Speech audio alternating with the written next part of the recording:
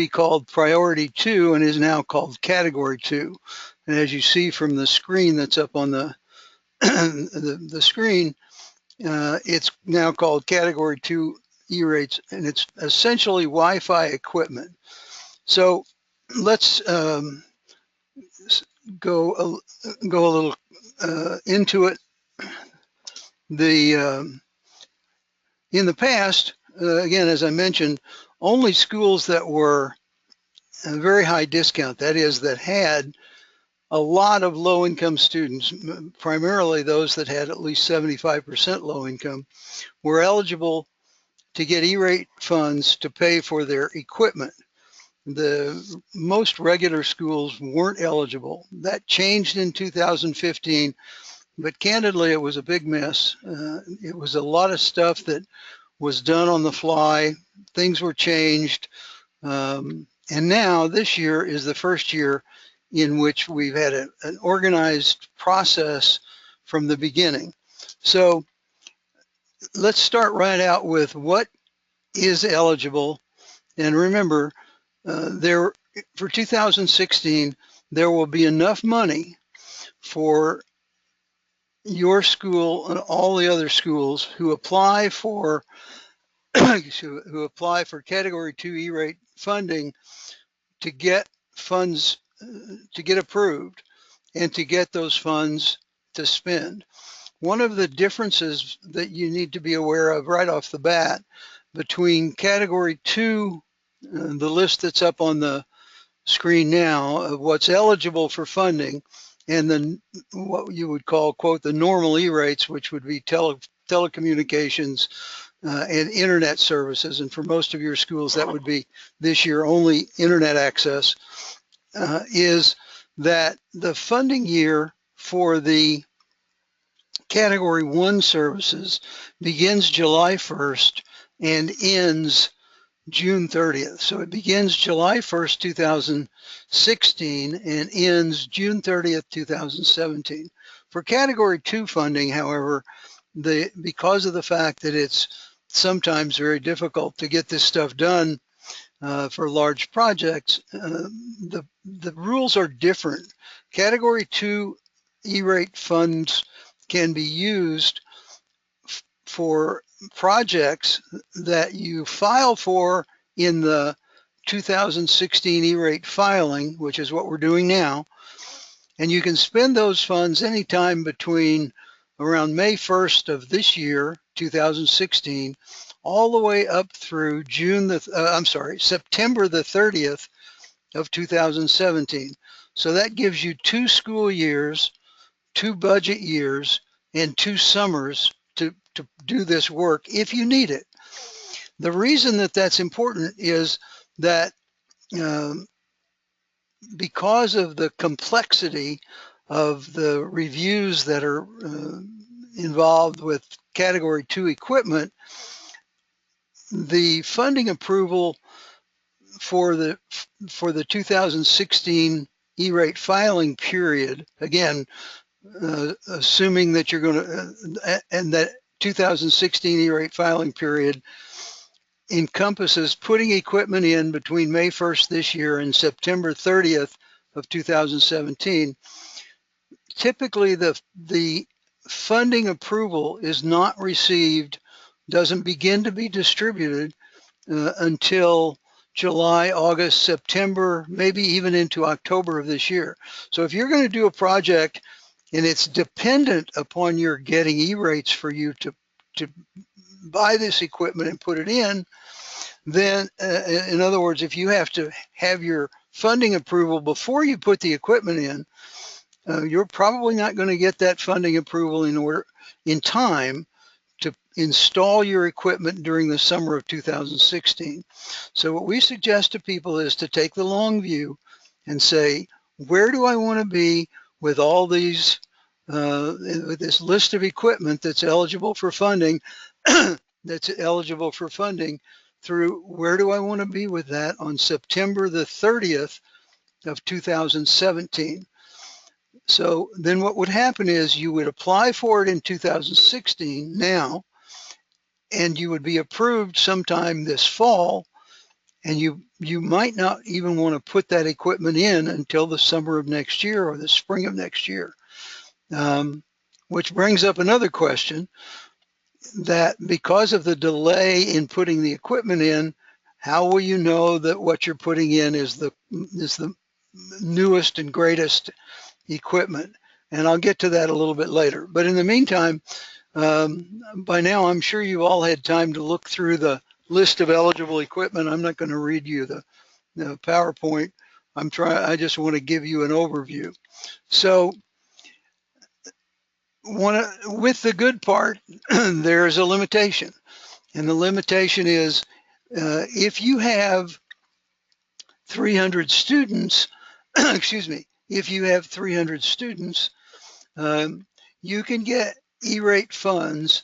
And let's assume that you file at 40% E-rate discount.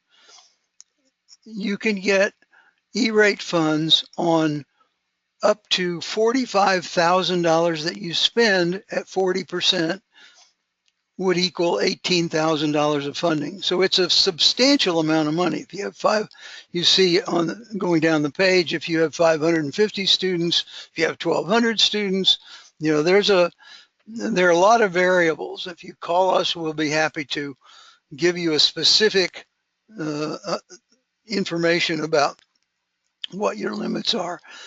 But again, understand that you can put this equipment in anytime between May 1st this year and September 30th of 2017. The question that you might also ask is, why now? Why don't I just wait and file in 2017 for the equipment that I want to put in 2017? I don't know that funding will not be available. It's a double negative, I guess. We are sure that money will be available in 2016. This is part of the beginning of the E-rate modification that started in 2015, where there was plenty of money available for Category 2 equipment for 2015 and 2016. We're not sure about 2017.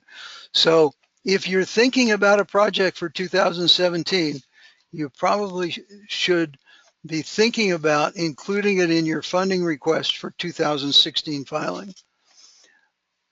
I'm sure you all know about Wi-Fi and one-to-one initiatives, and this is really just a way of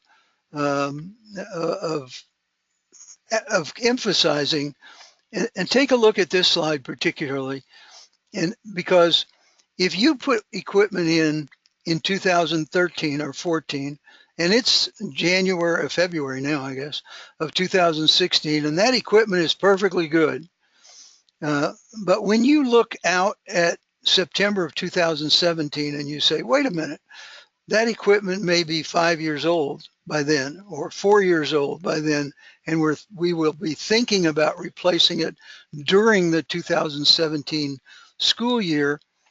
If that's the case, you can file for it this year and put it in next year, next summer of 17, and that would qualify. So the process is we'll give you a preliminary data information request. We'll be happy to send you all the details about Category 2 equipment, what it is, and it's the same. You go through the same process that you go through in your regular E-rates. That is, you file a Form 470, you take bids from all vendors for 28 days, then you choose your service provider, then you send us the information and we file your 471, we file your funding request, and you get your funding somewhere down the road after we go through the reviews and all that sort of thing. What I would suggest to you is to make sure that you do this very quickly, although there are no this isn't something that you have to do today or tomorrow, but if you're going to do this, we need to know about it. You need to start talking with us, and we would need to have some kind of a preliminary idea of what equipment you're going to be looking for within the next 2 weeks. So, we're going to open up the microphone, and if there's anybody has any questions, please just sort of blurt them out, because whatever questions you have, I can assure you that the other people in the room also will want to hear those, will have those same questions. So Don's setting up the microphone now, opening up the microphone now, and I'll wait. Does anybody have any questions? Yes, I do have a question. My name is Asif Varth with the Detroit Academy of Arts and Sciences.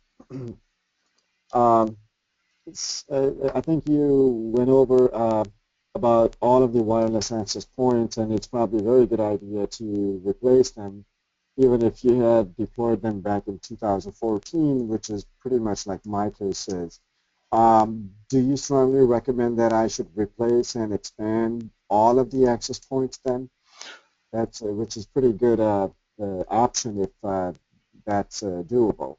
Yeah, well, here's, I'm not going to try to tell you technologically what it is. I'm just saying to you, take a look at what your maximum budget is. And if our suggestion always in these kinds of category 2 things is to put your muscle to put your money, because you only have one shot at this. That's one of the things I left out. You only have one shot at this every 5 years. That $150 per student, you got one chance. So what you said probably it does resonate with me, because if you put that money into those access points and you've already got cabling, that's going to essentially renovate your network for another 3, 4, 5 years. So yeah, and rather than do it piecemeal, my suggestion is do as much as you can. Don't spend your money for the equipment and for the portion of the process that you can't do yourself. If you can, if you can handle the maintenance on it, maintenance is something we definitely recommend that you not use this money for vigorously. But if you can buy your access points with a 3-year license, and that allows you to get all the access points replaced, versus if you buy it with a 5-year license, because licenses are eligible. So those are technological decisions you need to make. Right. But certainly we suggest take your 5-year shot, do it all at once, and that will make your entire network much easier, much more congruent, and much easier to handle as you go forward. Excellent. Thank you. Anybody else have questions?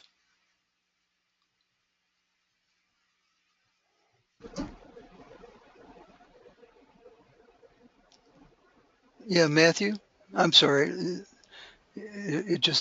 Your name popped up. I guess.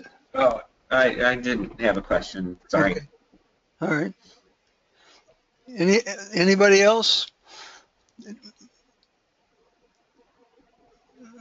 Okay, I told you it wouldn't take a long time. I wanted to just lay stuff out for you and give you. Is there anything else that you? Oh, yes. Go ahead. Sorry, I have just thought of another question. I filled out my Category 2 application, I think there were a couple of days ago. Is it possible I can redo it? Of course, I need to make a decision and start talking internally, make the final decision. But am I too late if I want to expand it? No. And add more access points? No. So just send me an email when we get off the phone. And I'm pretty sure we have not filed your Category 2 Form 470 yet. And let's talk about how to do that and the extent of stuff that you want to do. Okay. Sounds good. Thank you. Okay. Anybody else? Okay. Thank you very much for attending. We look forward to helping you if you're interested, and we hope that what I'd like you to do is send me an email and let me know. I'm always interested in the feedback from people about how you view the webinars that we do. We try to do it in a way that is the most beneficial to people. Some people like them structured and formal, and some people like them informal. So let me know what you think of it, and if you've got any suggestions for doing it better. Thank you very much. Thank you. Thank you.